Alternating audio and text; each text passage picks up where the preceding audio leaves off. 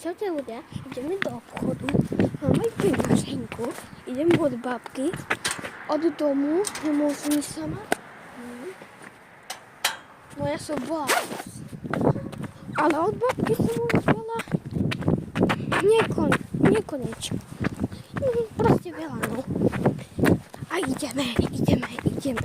Je sa deje, kúpim 2 sprajty, to je jasné.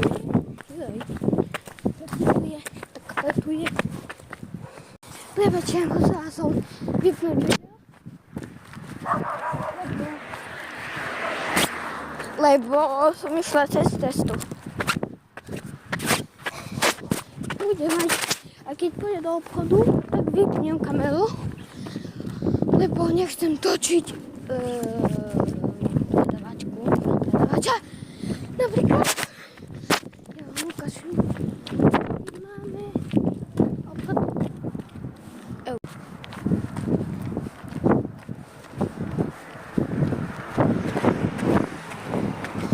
Ja som mala veľké šťastie,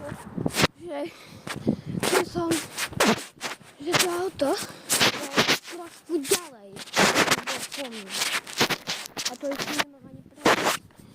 Od tejto peňaženky, čo mi dala babka. Lebo ja mám doma takú istú neviem, no. Ja sama prejde, že to tu nerobia so strana. A dala mi ešte peniaze. Čo mi to kúpite? Zaďte, som mala peniaze. Ľudia, tu je ten obchod. Ja vám potom budem točiť, keď prídem z veci. Tak čaute. Zatiaľ. Mne sa stala jedna taká vec. Tam som si dávala cukríky do vrecka. A ako som už tam si, že už boli v mojej kapse, tak mi spadol šplek. Ty kokos, on vybuchne jak bomba v vesmíre. Kokos, musím sa robiť, že telefonujem. Nie. Ale však teda... Dobre. No, dobre, čau. Nie. Čau, tak. To som sa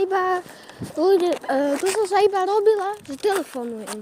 No, tak musím si pohnúť, lebo už za chvíľku skončí video. Tak, nestihala som. No, tak dávajte lajky, odbery. A aby sa vám ďalšie videa páčili.